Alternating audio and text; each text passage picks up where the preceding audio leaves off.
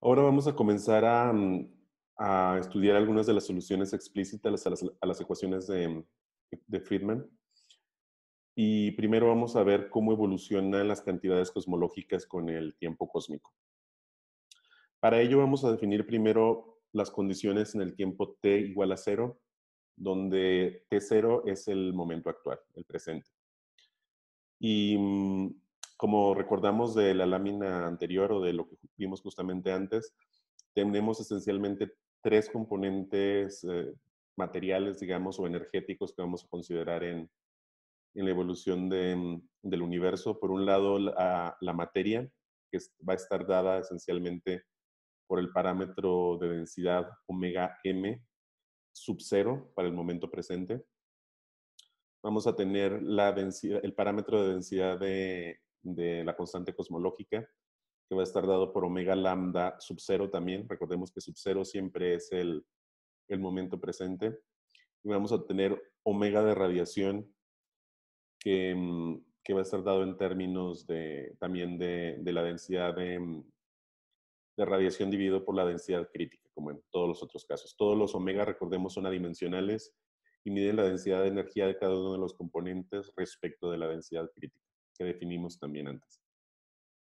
Y a la suma de los tres componentes los vamos a llamar omega solo, y va a ser la densidad el parámetro de densidad de energía total. Es la suma de todos los componentes materiales, si queremos llamarlos así, del universo. Y utilizando esta definición de densidad de energía total, podemos definir entonces el parámetro de densidad de energía de curvatura. Y simplemente lo vamos a definir como 1 menos el parámetro de energía total.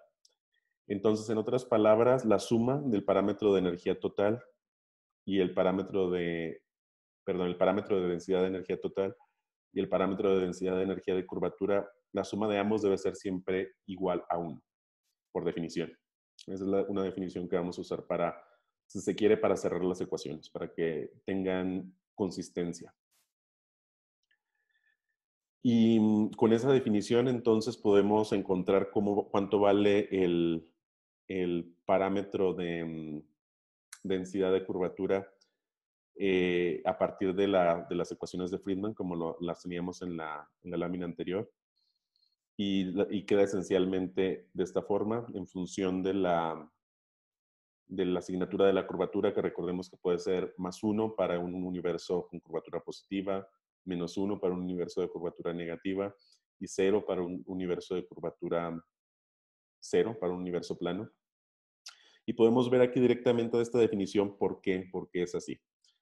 Cuando el parámetro de energía total vale 1, nos queda aquí 1 menos 1, nos queda 0, y por lo tanto la densidad de curvatura, el parámetro de densidad de curvatura es 0, idénticamente, y el universo es plano, entonces.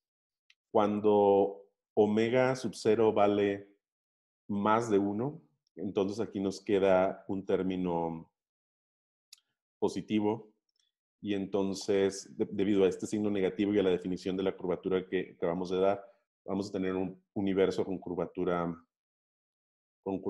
positiva. Y cuando tenemos omega 0 menor a 1, vamos a tener el caso de un universo de curvatura negativa.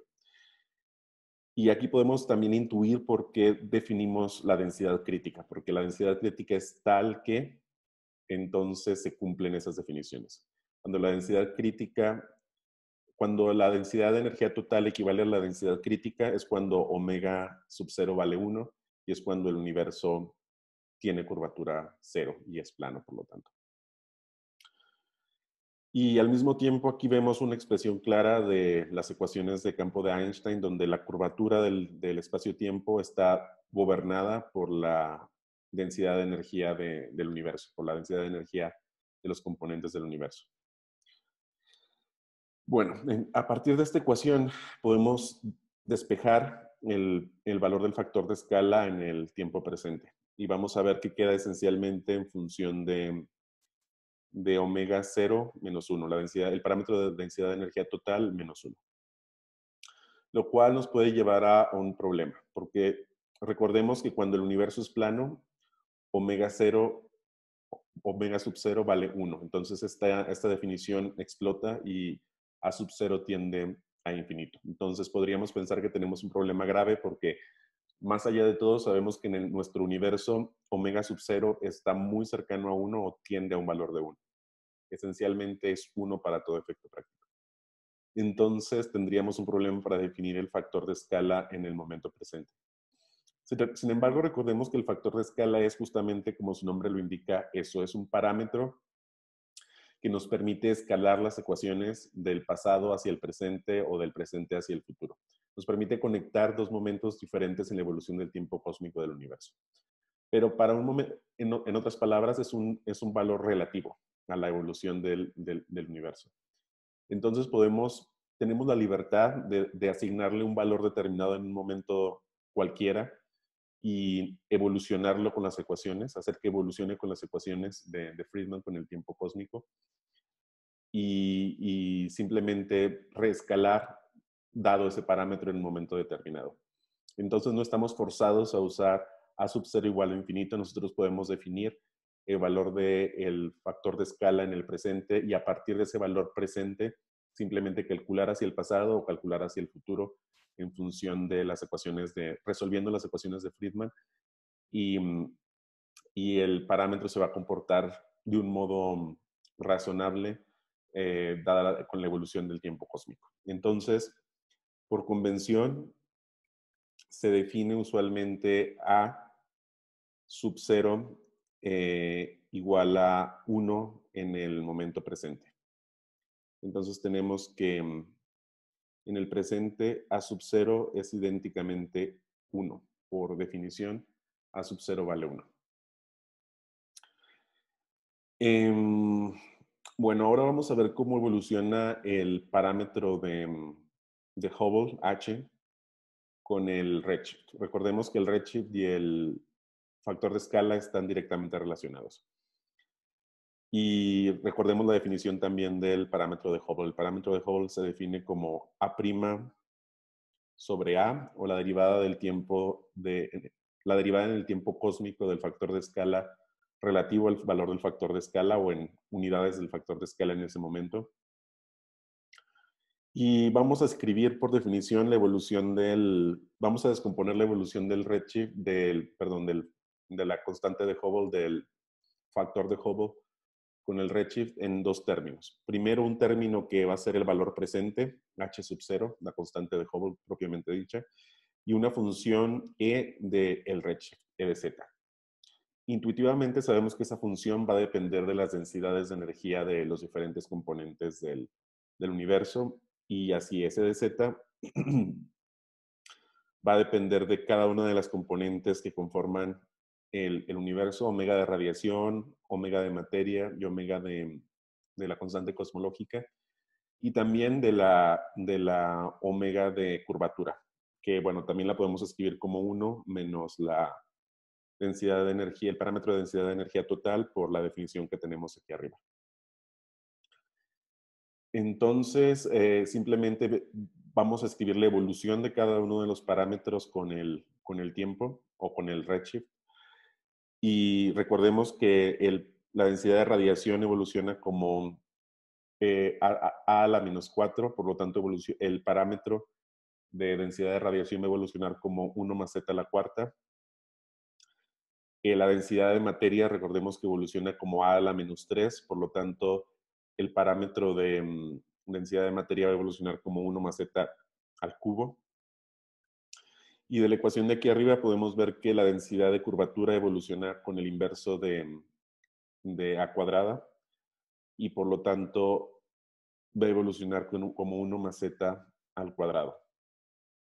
Y bueno, por la definición de constante cosmológica, recordemos que la densidad de lambda no evoluciona con el factor de escala y de nuevo aquí no va a evolucionar con el redshift.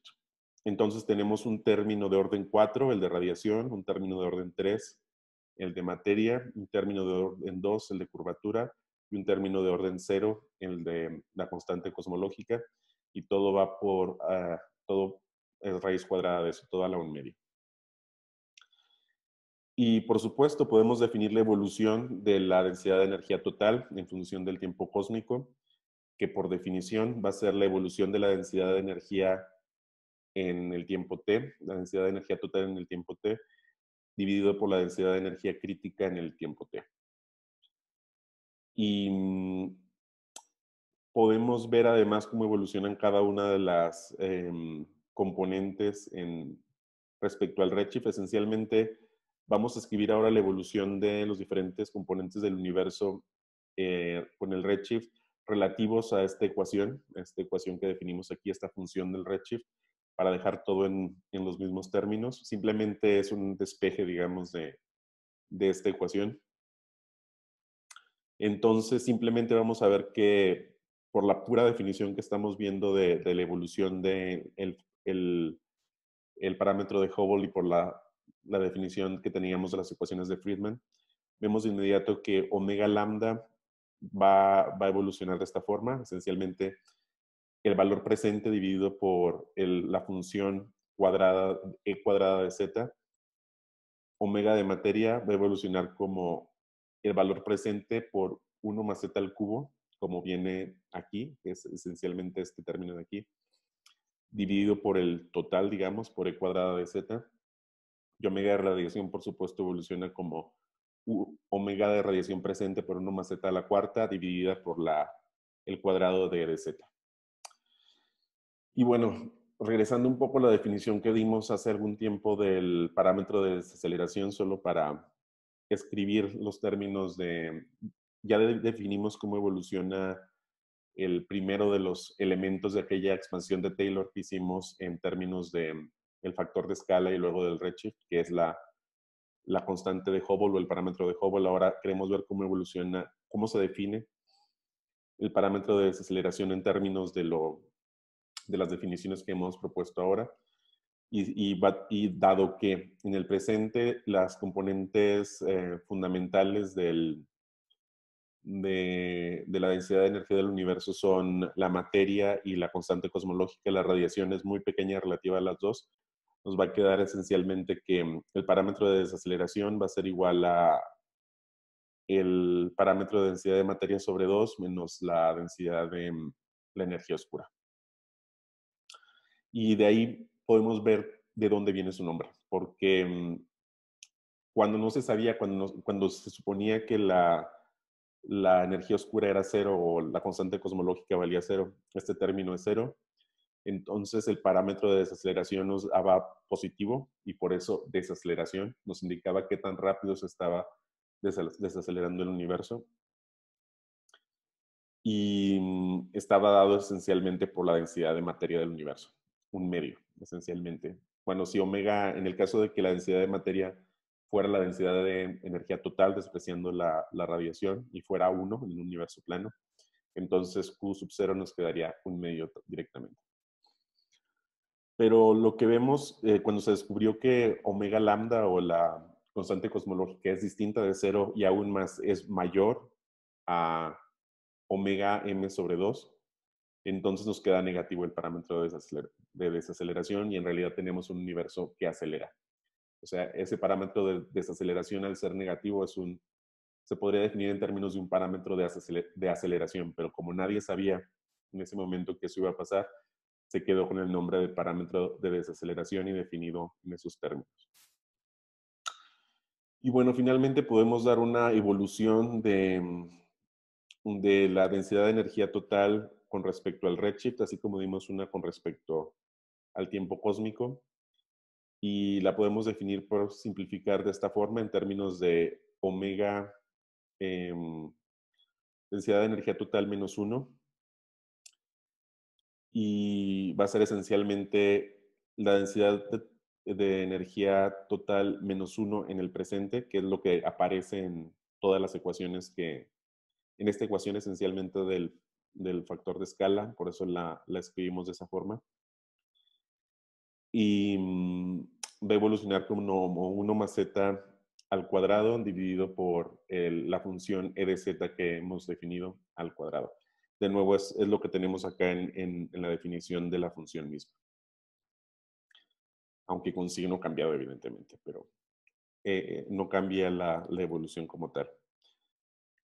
Digamos, cambia el signo porque es la evolución esencialmente del omega de curvatura, pero el factor 1 más z al cuadrado se queda. Cambia esencialmente el signo. Y bueno, lo que vamos a continuar viendo en las siguientes láminas más, lo que vamos a ver enseguida es esencialmente el universo dominado por radiación. Y vamos a ver cómo se comportaba en ese momento el universo temprano, que era cuando la radiación era mucho más importante que la materia o que la constante cosmológica. Ahora vamos a explorar otra solución explícita a las ecuaciones de Friedman. Esta en el caso de la época dominada por radiación. Recordemos que, como habíamos dicho antes, al principio de la evolución del universo, las temperaturas eran muy altas y la componente dominante de la densidad de energía era la de radiación, debido a que evoluciona como T a la cuarta potencia o va como T a la cuarta potencia. Bueno, T, temperatura en este caso. Y entonces esta época va a ser cuando el redshift sea mucho mayor al redshift de equivalencia. Recordemos que el redshift de equivalencia es cuando la densidad de energía en radiación y de materia son iguales. Y en general esto va a ser cierto para redshift mayores a 10 a la 5 y para un tiempo que va de 0 a 10 a la 10 segundos aproximadamente. Donde 0 es no estricto porque en realidad al principio del universo tenemos la época de inflación y otras etapas, pero digamos que va de 0 hasta 10 a la 10 segundos aproximadamente. Bueno, aquí reproducimos la ecuación de las ecuaciones de Friedman, que básicamente nos dan la evolución del factor de escala con el tiempo o del parámetro de Hubble con el tiempo cósmico. Y está, bueno, dado por las diferentes, la evolución está dada por las diferentes componentes de energía del universo. En este caso, vamos a tomar la componente de densidad de energía en materia como 0, la densidad de energía en la constante cosmológica también como 0, y lo vamos a resolver para un universo con curvatura igual a 0, que es similar a nuestro universo. Entonces va a quedar solo este término. Y recordemos que aquí A sub 0 es igual a 1 por convención. Estamos haciéndolo igual a la unidad. Y entonces resolviendo para esta expresión, básicamente integrando para A' en términos de A a la menos 4 de este lado y bueno, en realidad va a quedar A a la menos 3 después de que pasemos esta A para el otro lado. Nos va a quedar una solución de este tipo. Donde la evolución de la expansión o del factor de escala, si se quiere ver así, va a ir con el tiempo cósmico a la 1/2, y la dependencia va a ser solo con respecto a la densidad de energía de radiación en el tiempo presente. Es evidente que ese es el resultado de esta integración. De nuevo, que recordemos que este A sub 0 en realidad lo vamos a tomar como 1, es el valor del factor de escala en el tiempo presente. De modo que vamos a tener siempre la evolución relativa del factor de escala respecto al factor de escala en el presente, pero si tomamos A sub 0 como 1, entonces todo se escribe de un modo más simple todavía. Y bueno, entonces en esta época se puede escribir una ecuación para la evolución de las diferentes propiedades físicas del universo que es bastante simple. Aquí estamos tomando el caso cuando el tiempo cósmico es igual a 1 segundo. En ese tiempo típico, el redshift es del orden de 10 a la 10. La densidad de energía en materia es del orden de 1 gramo por centímetro cúbico. La densidad de energía total es del orden de 10 a la 7 gramos por centímetro cúbico. Y la energía típica del universo en ese momento es del orden de 1 megaelectronvolt. Y la temperatura típica es de 10 a la 10 Kelvin. Y tenemos aquí la forma en que evolucionan cada una de estas cantidades con el tiempo cósmico. Aquí tenemos el tiempo cósmico a la menos 1/2, el inverso justo de lo que tenemos aquí. Y en ese caso la densidad de materia va a ir como 1/3, la densidad total como 1/4, y la temperatura y la energía van a ir lineales con esa evolución. Entonces vemos que en general la época dominada por radiación es bastante sencilla. Y ahora vamos a ver enseguida qué ocurre cuando tenemos el caso ya dominado por materia y en los diferentes casos donde tenemos una constante cosmológica o no tenemos una constante cosmológica. La solución que vamos a ver ahora va a ser la de la época dominada por materia con una constante cosmológica igual a cero. En este caso, de nuevo, por la misma razón que dijimos en el caso anterior, ahora z va a ser mucho menor al redshift de equivalencia. Y vamos a tener entonces una expresión que va a depender esencialmente de la componente de densidad de energía de materia. Nos va a quedar las ecuaciones de Friedman se van a simplificar a esta ecuación, donde vamos a tener la dependencia en el parámetro de densidad de energía en materia y la dependencia de la curvatura. Ahora, el primer caso que vamos a analizar es cuando la curvatura es igual a cero, cuando el universo es plano. Y en este caso el universo se conoce, este modelo se conoce también como el caso Einstein de Sitter, fue una de las primeras soluciones que se encontraron a las ecuaciones cosmológicas.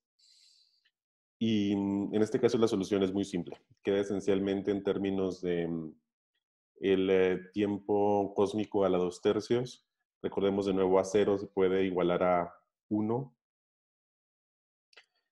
Y bueno, H0 es el valor presente del parámetro de Hubble, de la constante cosmológica en el presente, esencialmente. Entonces es una solución particularmente simple.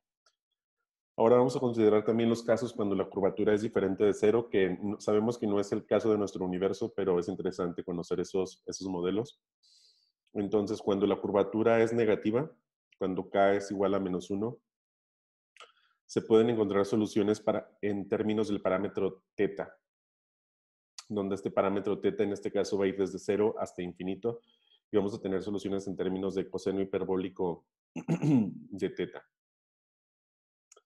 En general, para este caso, el universo muy temprano, cuando A es muy pequeña, cuando el factor de escala es muy pequeño, la solución va a ser similar a la solución para el caso Einstein de Sitter. Va a ir con el tiempo proporcional a la 2/3. Y esto se ve directamente de aquí, porque cuando A es muy pequeño, el término de curvatura va a tender a ser a cero, básicamente. Y conforme va a evolucionar conforme va evolucionando el universo, cuando A empieza a ser más grande, lo que va a ocurrir es que eh, eventualmente la evolución va a ser proporcional a T y la expansión va a continuar eternamente. Es una expansión eterna. Para el caso de curvatura positivo, tenemos ahora soluciones ahora dadas en términos de cosenos y senos normales no hiperbólicos, y ahora θ va de 0 a 2π solamente.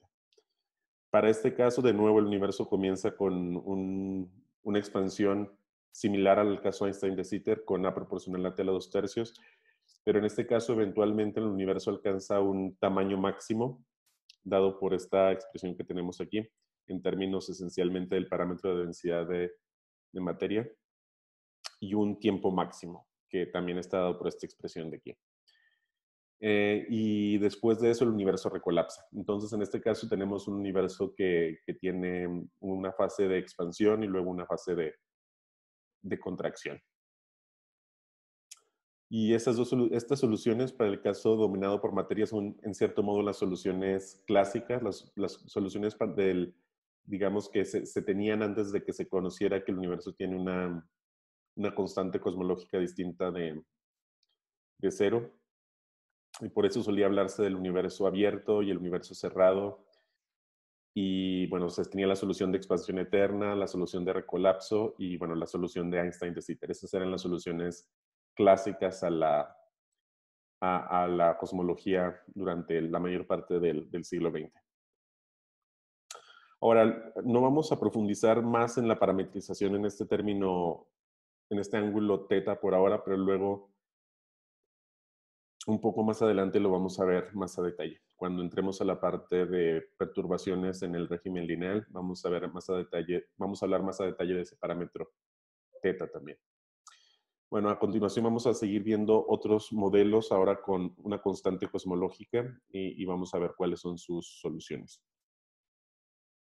Ahora vamos a ver el caso de un universo que tiene una constante cosmológica mayor a cero, pero vamos a ver el caso plano solamente. Ese sería el caso más similar a nuestro universo. Nos vamos a centrar en la época cuando el redshift es mucho menor al redshift de equivalencia, o sea, cuando ya hemos pasado por la etapa dominada por radiación y hay dos componentes fundamentales en la densidad de energía del universo. Por un lado, la densidad de energía en materia y por otro lado, la densidad de energía de la constante cosmológica. Y este sería el caso básico de nuestro universo, por ejemplo. Este sería la época, esencialmente nuestro universo movimos desde redshift menores a 10 a la 4 para acá, básicamente. Y vemos que el caso más simple es cuando se considera un universo sin materia. Ese es el caso que se conoce como el universo de De Sitter. Si suponemos que omega mater es cero, entonces la solución está dada directamente por una expansión exponencial, como se muestra en esta ecuación. Evidentemente no es un caso realista. Sabemos que el universo tiene materia, no solo la energía de vacío, pero nos sirve para entender cómo evoluciona un caso sin materia y solo con energía de vacío, o solo con la constante cosmológica o energía oscura. Esencialmente una expansión exponencial. Bueno, entonces dijimos que este caso no era realista, así que no lo vamos a considerar más, pero la solución para el caso realista, donde sí tenemos tanto materia como energía de vacío, como la constante cosmológica, está dada por esta ecuación. Recordemos que en este caso, como el universo es plano, la suma de omega mater, omega m más omega lambda debe ser igual a 1. Siempre debe ser igual a 1. Y la constante cosmológica siempre es positiva. Entonces, haciendo esas consideraciones, nos queda una solución como la que se muestra aquí. Va a ser una solución en términos del cociente entre la densidad de energía de materia y la densidad de energía de la constante cosmológica, omega m y omega lambda. Y va a estar modulada por esta expresión que se encuentra en este seno hiperbólico. Esta solución evoluciona proporcional el tiempo a la 2/3 cuando el tiempo es pequeño, y conforme el tiempo se va haciendo más grande, comienza a volverse más parecida a la solución exponencial. Entonces vamos a tener como una solución similar al universo de Einstein de Sitter inicialmente, el que vimos en la lámina anterior, y eventualmente un universo más parecido a un universo de Sitter. Lo cual es interesante porque, bueno, es bastante obvio porque al principio la componente dominante va a ser la componente de materia, lo vemos claramente en la expresión, porque va como 1 sobre A al cubo. O sea, cuando A es muy pequeño, recordemos que A sub 0 en general lo vamos a parametrizar como 1. Entonces siempre vamos a tener 1 dividido por el valor de A. Cuando A es muy pequeño, este término va a ser muy grande. El inverso de 1 sobre el valor muy pequeño que tengamos ahí de A va a ser un valor grande, y elevado al cubo va a ser aún más grande. Entonces el término de lambda va a ser despreciable, y por lo tanto el universo va a comportarse como un universo de Einstein de Sitter, cuya evolución es t a la 2/3. Pero conforme pase el tiempo y vaya ocurriendo el proceso que decíamos de dilución de la densidad de energía de la materia, y comience a dominar la densidad de energía de la constante cosmológica, se va a ir pareciendo cada vez más a un universo de Sitter. Y eventualmente va a dominar el universo de De Sitter y va a ser una expansión exponencial. Entonces vemos cómo esencialmente se juntan las dos soluciones que vimos para el universo, los dos casos planos que vimos en las últimas dos láminas, el universo de solo materia y el universo solo de vacío, digamos, en la constante cosmológica. Igual se puede ver también aquí mismo de la ecuación, porque es claro que eventualmente A va a ser más cercano a 1, y cuando nos vayamos acercando al presente, el cociente entre A0 y A va a ser cada vez más cercano a 1, y eso se va a aproximar cada vez y eso al cubo va a ser cada vez más pequeño y va a comenzar a dominar completamente el término de omega lambda, que es lo que ha ocurrido en nuestro universo recientemente. Y bueno, vamos a ver a continuación una última solución explícita y luego vamos a pasar ya al siguiente tema, que va a ser horizontes. Finalmente vamos a ver el caso donde tenemos una constante cosmológica distinta de cero y el universo tiene curvatura o no es plano. Primero vamos a considerar el caso, o en general vamos a considerar el caso donde la densidad de energía en radiación no es importante, o sea, el redshift es mucho menor que el redshift de equivalencia.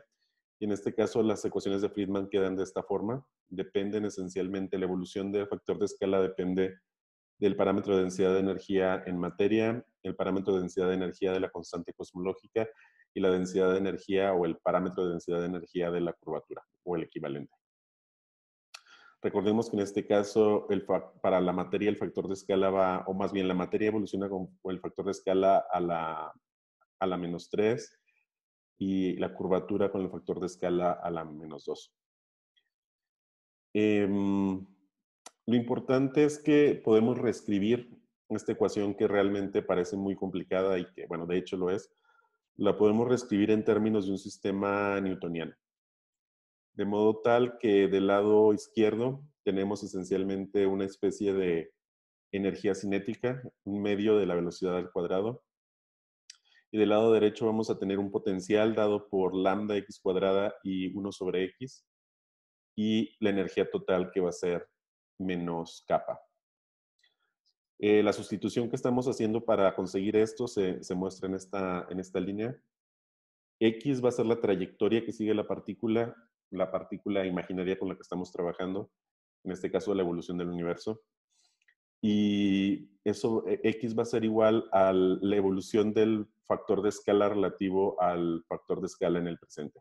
Recordemos que en general el factor de escala en el presente lo vamos a igualar a la unidad para simplificar. Y dado que tenemos la libertad para hacer eso, entonces podemos decir que X es tal cual el valor del factor de escala en cualquier momento de la evolución del universo. Eta va a ser una especie de tiempo, un tiempo modificado, digamos, que va a estar modificado. Tenemos el tiempo cósmico modificado por la constante de Hubble en el presente y la raíz cuadrada de la densidad de materia, el parámetro de la densidad de energía en materia sobre 2. Lambda, como decíamos, va a ser parte del potencial y va a estar dado por el cociente de la densidad de energía en la constante cosmológica relativo a la densidad de energía en materia en el presente. Y kappa, que como decíamos va a ser el equivalente al negativo de la energía total del sistema, va a estar dado por esencialmente el término de curvatura que tenemos aquí en esta parte de la ecuación. Donde K, recordemos, es la asignatura de la curvatura. Tenemos C cuadrada y tenemos dividido todo por el valor de la constante de Hubble y del factor de escala en el presente, que recordemos que es 1. Y también va a estar dividido por el parámetro de densidad de energía en materia en el presente. En otras palabras, kappa es esencialmente el cociente de la energía, entre comillas, de la curvatura y la energía en materia, esencialmente.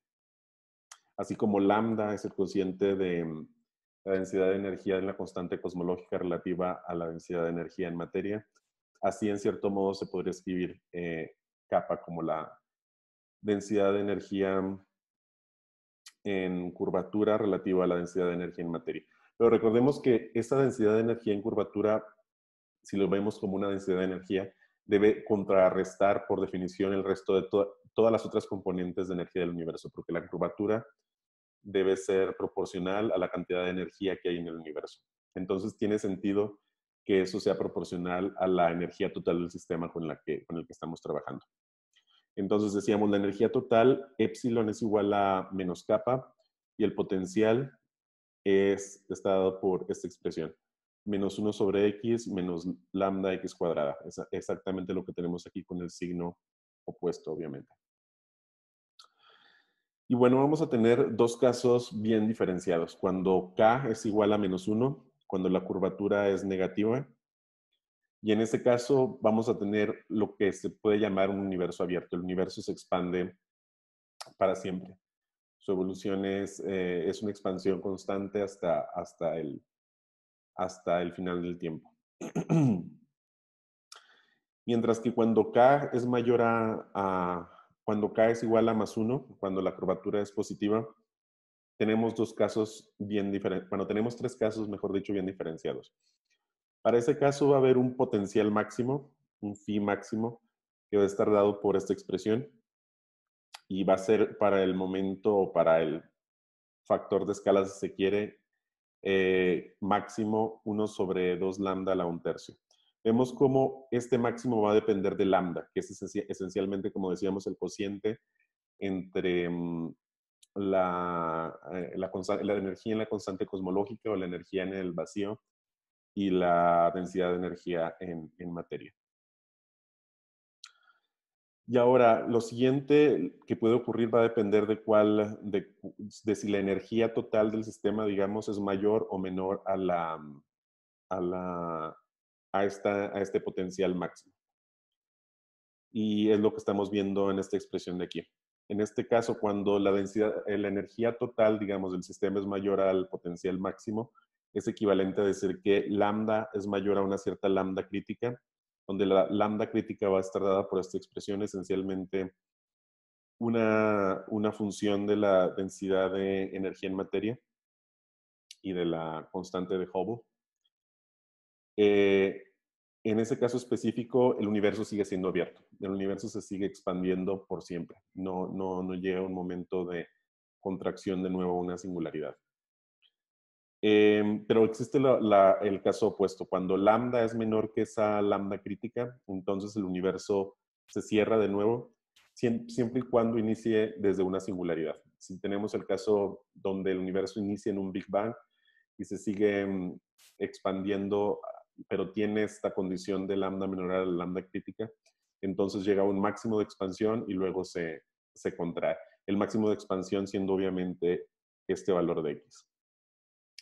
Pero si el universo iniciara de un estado diferente a una singularidad, si iniciara ya desde un cierto tamaño definido, entonces no se contraería, no volvería a contraerse, sino que volvería a expandirse. Si empezara desde un tamaño mayor al tamaño máximo, se contraería hasta ese tamaño máximo y luego seguiría expandiéndose infinitamente. Ahora bien, existe una tercera posibilidad, que lambda sea idéntico a la lambda crítica. Y ese se conoce como el caso del universo de Einstein. Ese es un universo estático, que es la razón por la que al final, o más bien al inicio, Einstein introduce la constante cosmológica para hacer un universo estático.